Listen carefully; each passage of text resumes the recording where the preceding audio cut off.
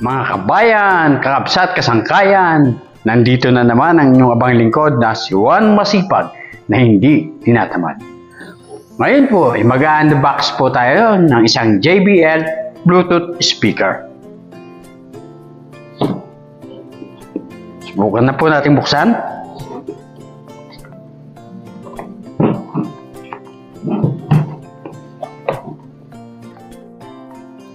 Meron po siyang manual. Ito po ang manual.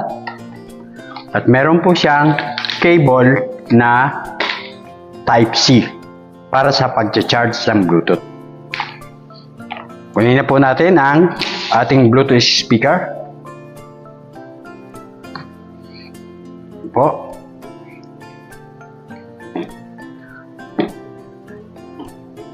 Dito po isinasaksak ang Type-C. Ngayon po ay dito po natin bubuksan. Dito po i-charge. Dito. Yun po. Charge. At yun naman po ang saksakan ng USB para sa ating mga music. Yan.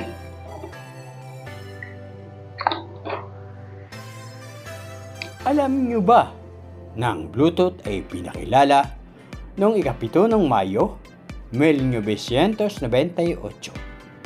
25 taon na ang nakararaan.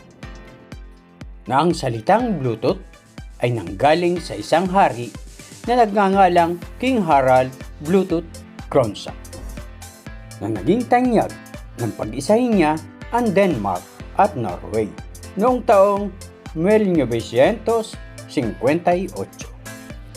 Ang palayaw na Bluetooth ay dahil sa kanyang patay ng ngipin na kulay blue, na ang logo naman ng Bluetooth ay nanggaling sa kanyang pangalan at palayaw na Harald and Bluetooth sa kanilang panulat na Nordic Runes. Ang Bluetooth ay isang short-range wireless technology na ginagamit sa pagpapalitan ng mga data mula sa mga mobile device at iba pa sa maigsing distansya lamang na mga 10 metro. Ang Bluetooth ay naimbento ni Jacobus Jap Cornelis Hartsen, isang Dutch electrical engineer at researcher na ipinanganak noong ika-13 ng Pebrero 1963 sa The Hague, Netherlands. Ang traditional Bluetooth ay gumagana sa frequency na 2.45 GHz at kumukonsumo ng 1 watts. Samantalang ang low energy Bluetooth ay kumukonsumo lamang ng 10 milliwatts up to 100 milliwatts. Ang teknolohiya ng Bluetooth ay isa sa mga pinakaimportanteng naimbento ng tao sa ating makabagong panahon na may kakayahan na makipag-ugnayan sa pamamagitan ng bagong teknolohiya tulad ng cellphone at iba pang mga kagamitan tulad ng speaker, drone at marami pang iba na hindi nakakailanganin ng kable o kawad ng kuryente. I-on na po natin. Ito po ang button para i-on. Press po natin. Yan. Yan. Tapos po natin i-on.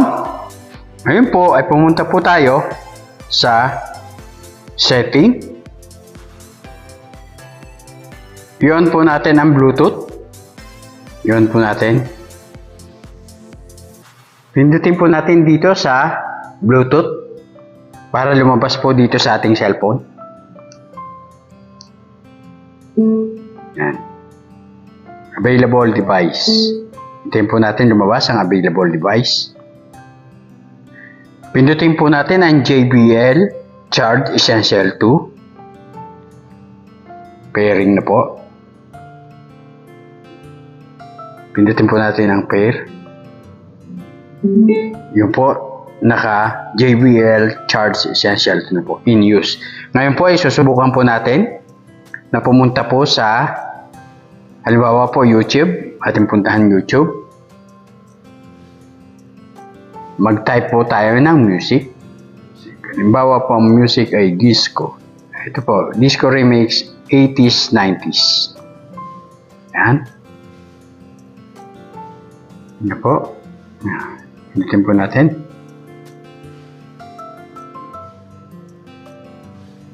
Yan po. Yan po ito. Bukan po natin ito. Yan. Itaas po natin ang volume.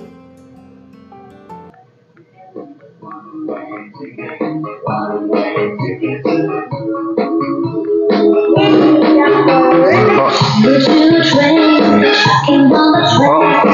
O, ang todo niya.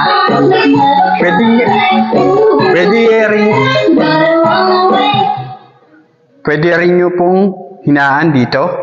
Halimbawa po dito sa mismong speaker. Pwede nyo rin pong yan.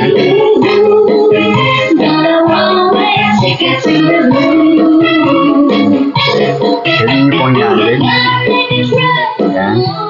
Pwede rin po dito yung lakasan. Po. Yan po, stop. Pwede pong stop. Yan po, pwede rin nyo iyon. Yan. Po.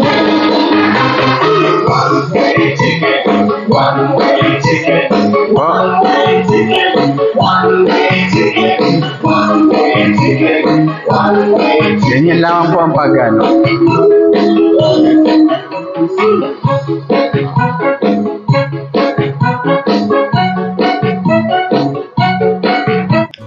Ngayon po ay susubukin naman po natin kung gagana po ang ating projector. Dito po natin palalabasin ang sound. Connect po natin. Punta po tayo sa setting.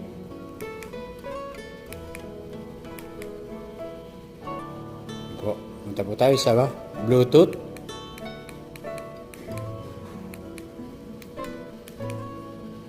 Yan po. Bluetooth function, puntahan po natin yung naka-pair na po pala ang JBL Essential. Yan. Yan. Connect po natin. Connected na po. Connected na. Ngayon po ay pumunta po naman tayo sa back po tayo. Punta po tayo sa ating media player at may nakasaksak po tayong USB na may movie. Click po natin.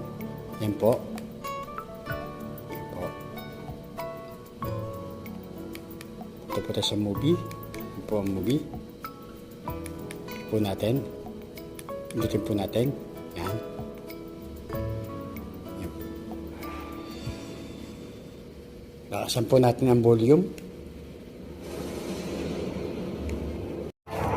Po. Sa Bluetooth na po ang sound.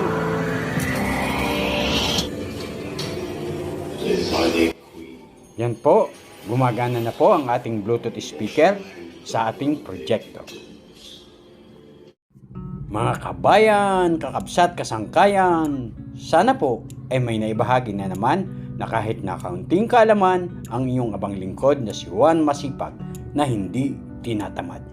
Ngayon po ay hinihiling ko po sa inyo na mag-subscribe,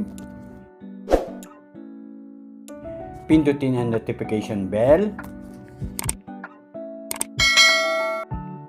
mag-like, mag-comment,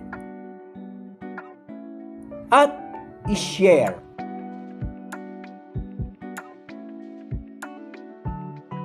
Upang maging updated po kayo sa aking mga i-upload pa ng mga video na kapaki-pakinabang. Maraming salamat po sa inyong panonood. Hanggang sa muli. Bye-bye!